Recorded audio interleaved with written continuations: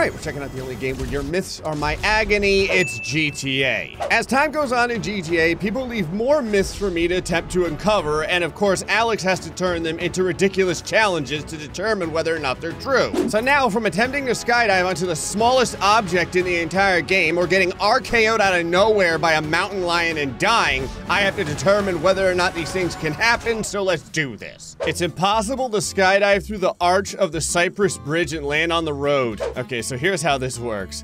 Effectively, I have to jump off this platform, go through the arch, land on the road, and somehow survive. So it all starts with the very first yeet. At this point, I have skydived through... Okay, guess I need to pull the parachute a little bit sooner. I have skydived, skydiving. I've skied a lot. Oh my God, I'm gonna be eating that thing all day long. I've sky smashed to my teeth all over this board. What the? That was weird. I got kind of like held up in midair. Okay, I'm not gonna lie. This is harder than I originally anticipated. How about? Wow. You don't get a lot of distance in order to work with, do you? I'm not gonna lie, I feel like hold on. There we go! Wow! Okay, this might be impossible, but I'm gonna give it like, you know, a couple hundred more tries. Oh, I've got the timing down. Watch this. Pull. Oh, okay, I think I can get this. I just need to pull a little bit earlier, like 1/10 of a second earlier. 100% this is possible. 100%. Now. Yes!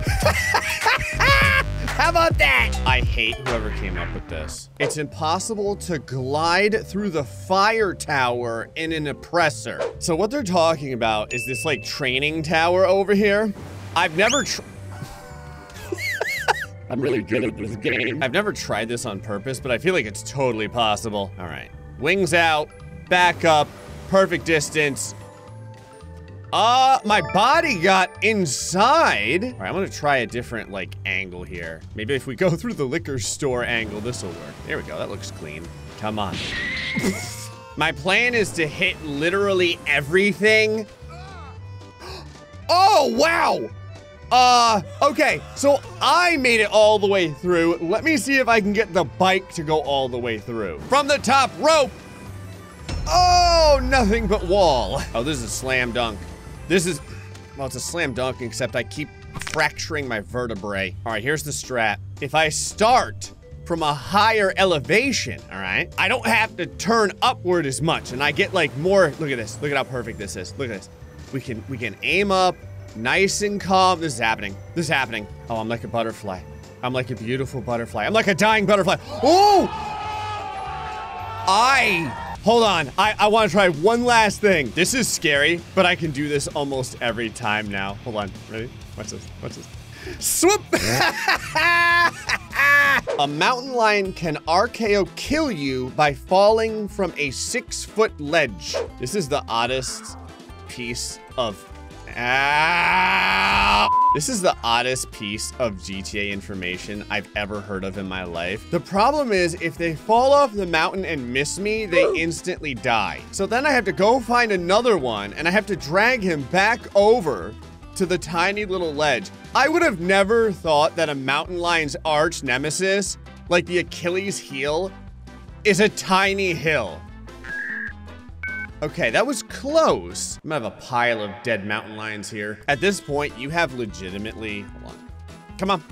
There we go. You have no idea how many mountain lions I have brought to their death. I found this rock to be fantastic for getting like space so they don't instantly murder me, because I need a certain distance in order to, here we go, to create separation so that when they come after me, they go, come on, hey.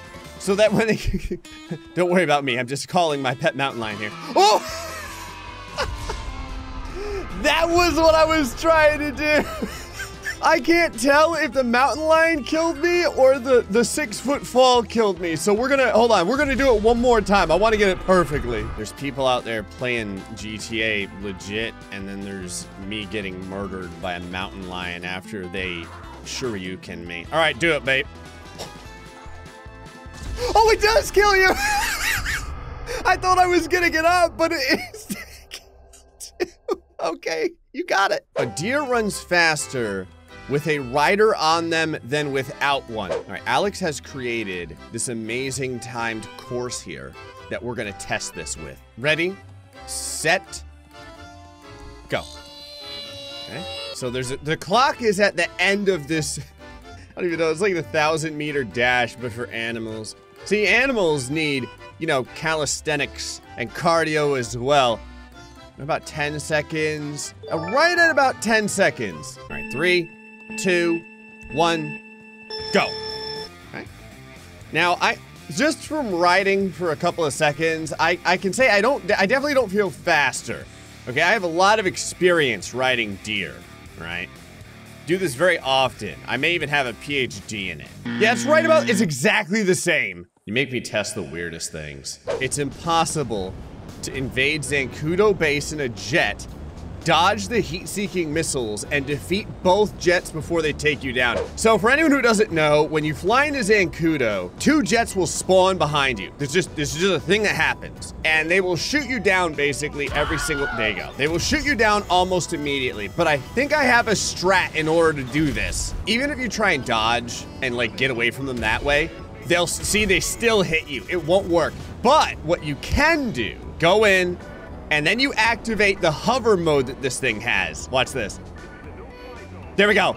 And when you start to spin, if you notice, the rockets kind of like blow up to the side, or they go around you. Look at that. That's 1 jet done. Now, unfortunately, I am on fire. Okay, I definitely think I can do this. This is another skill I never thought I would have to perfect inside of GTA, dogfighting. Ow! I'm using explosive ammo, and the reason I'm doing it is because the drunken missiles that I have never hit anything. All right, I've got one other piece of strategy here. What we're gonna do is we're gonna go inside, trigger the alarm, we're gonna go into hover mode, I'm gonna swing this thing around, and we're gonna go first person. Ready for this? Oh yeah! Oh, this is happening. Come on, just, okay, he's done. Now the second one, where is the second one? Okay, I've got one, I got hit by 1 rocket. Second one missed me. This is the most jacked up. There we go, hold on, here we go. I was gonna say, this is the most jacked up dogfight in the history. Like, Maverick would be turning in his grave right now. There you go. Okay, whoever came up with this one, you're amazing. You can survive a skyscraper fall if you fall onto the rocket boost of a jet. Okay. Now, obviously, Alex had to work very hard in order to make just such a specific instance even possible in GTA. So we're gonna skydive down. I know right about where the boost is. Oh, I missed it. You'd never think, but trying to hit the tiny, like, boost cone that shoots out from a jet is surprisingly difficult. I mean, I've skydove in through almost everything at this point, but listen, like, well, okay, I think I'm getting the idea of where the placement needs to be. All right, I'm gonna want, like, right between my legs, right there, see that? Yeah, see how the boost was right at groin level? That's right about where I want it. Oh, yeah. Boost right between the legs. Oh, a little. Right, well, now I've messed up my entire trajectory, so we're gonna go top of the head. That is a really small blast cone. I 100% believe you. I think it's just a matter of hitting the blast. I found that if I put the top of my head right there, that it gets pretty close to the. Oh my god! And that's hilarious. It just completely reverses your forward momentum on top of the building.